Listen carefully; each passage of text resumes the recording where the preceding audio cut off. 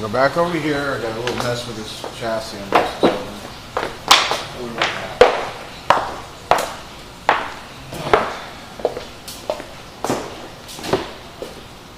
now let's see what we got.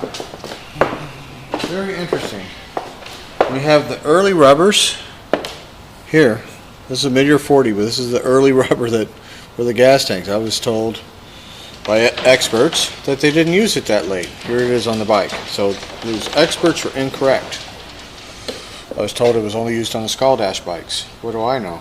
I'm listening to experts. So, very interesting wiring loom here with our cloth tape coming down. You can see the shape of the frame and neck here. You can see the shape of all this in here, all the plating or no plating and so forth. This bike here has never been apart. That's not to say the manifold hasn't been tightened or necessarily the tanks haven't been off, but the bike itself has never been disassembled completely down to the bare frame. That has never happened. And with any luck, I won't be disassembling this one down to the bare frame. If possible, it should stay together as it is because of the historical significance of this particular bike. So I'm not going to be riding it zillions of miles in tours and going around the country, up and down and around the block, here and there, maybe at a meet, and that's the end of that. So we're going to get us a little tool here and pull this little speedo off that everybody's all real curious about, including myself. I'm sure I have all kinds of experts advising me it's this or it's that. I always come out of the woodwork on anything I do. So we got 7/16 on the bottom.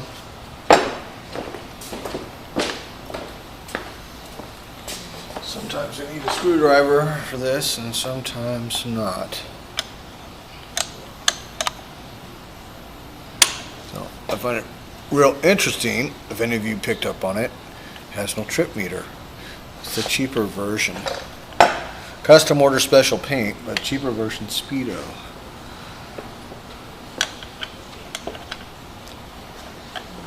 Real interesting.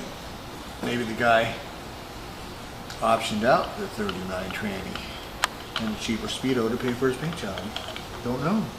I'm sure they worked with him.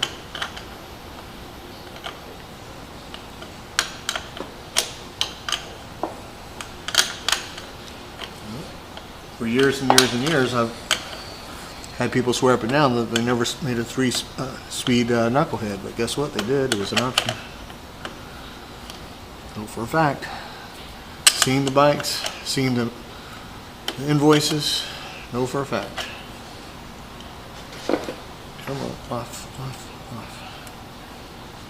There we go.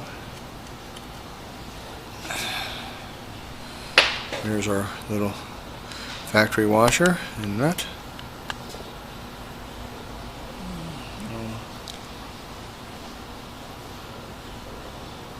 Appears to have been tightened a couple times. May or may not have been off, we'll never know.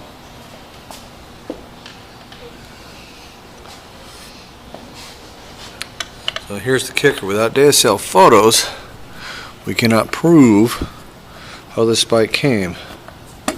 We assume if you don't have DSL photos of your bike, even if you have an invoice, you cannot prove beyond certainty of doubt that that specific part came with that bike, because there's factory flaws on most of this stuff. Come on, get on there. And problems. Without those DSL photos, I gotta get a different wrench. Oh, figures. Yeah, Around here. it's just too tight. Without those DSL photos, you know what you got? You got an assumption. But almost nobody took good, detailed, like we do today, DSL photos of their stuff. It just wasn't important, and photos were damn expensive. Good photographers would charge you $10 a picture. Who the hell did that when they barely could afford their bike? Nobody. nothing for to eat, let alone bike. Leave me a screwdriver on this one.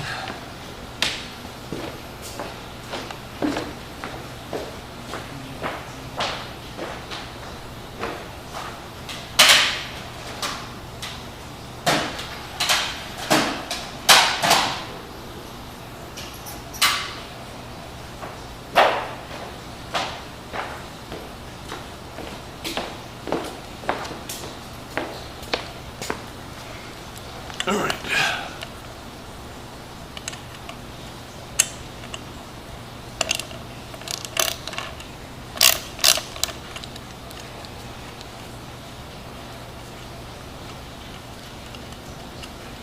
Showing very low battery. All right. This one's not made for hour-long movies. We're about done.